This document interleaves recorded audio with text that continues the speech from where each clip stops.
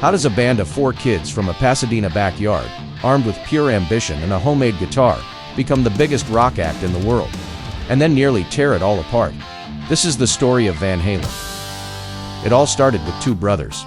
After moving from the Netherlands to Pasadena, California, in 1962, Eddie and Alex Van Halen aimed their family's musical talent squarely at rock and roll.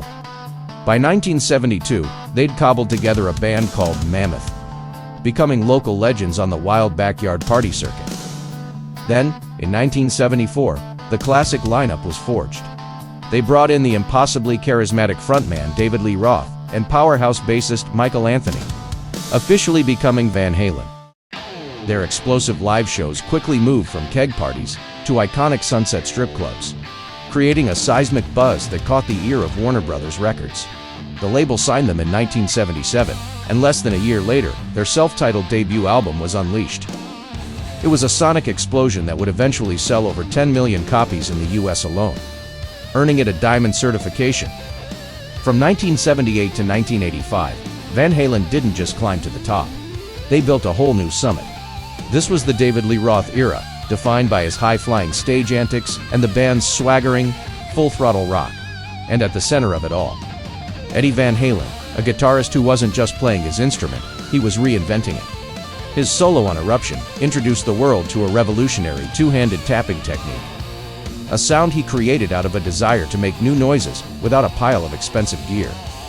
That innovation, along with his whammy bar, dive bombs, and his iconic custom Frankenstein guitar, changed rock music forever. Album after album, Van Halen 2, Fair Warning, Diver Down cemented their place as global superstars. The absolute peak came with 1984. The album featured Eddie on keyboards, a sore spot within the band. But it gave them their first and only #1 single, Jump. 1984 was a monster success, also giving the world timeless classics like Panama and Hot for Teacher. But just as their fame hit its absolute zenith, so did the friction. The clash between Roth's larger-than-life persona and Eddie's relentless focus on musical evolution became a ticking time bomb. In 1985, at the height of their powers, David Lee Roth was out of the band. Instead of collapsing, Van Halen did the unthinkable. They got even bigger. They brought in Sammy Hagar, the Red Rocker, a proven frontman with his own successful career.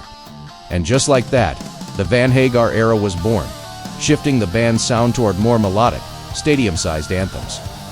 What followed was an unprecedented run of commercial dominance. Their first album with Hagar, 5150, shot to #1 on the Billboard charts in 1986, the first of their albums to do so. It was followed by 3 more #1 multi-platinum albums, including For Unlawful Carnal Knowledge, which snagged the band a Grammy.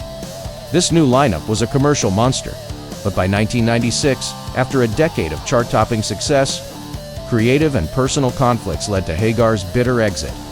After Hagar, things got messy. The band recruited former Extreme singer Gary Cherone for just 1 album, 1998's Van Halen 3, which bombed with both fans and critics. After Cherone left in 1999, the band fell into a long, quiet period, broken up only by news of Eddie's struggles with his health. The machine that had dominated rock and roll for 2 decades had finally ground to a halt. The 2000s saw a brief and stormy reunion tour with Sammy Hagar, but in 2007, the announcement fans had been waiting over 20 years for finally happened. David Lee Roth was back.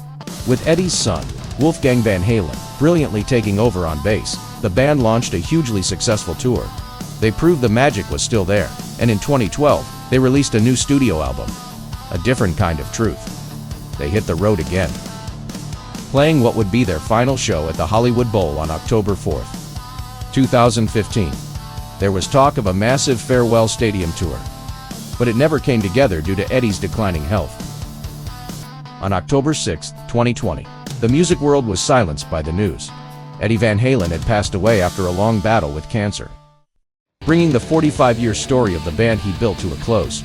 Van Halen was always a band of beautiful contradictions, technical genius and raw power, backyard keggers and global stadiums, clashing egos, and a bond between brothers.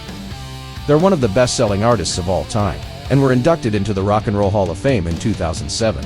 But their legacy is so much more than numbers.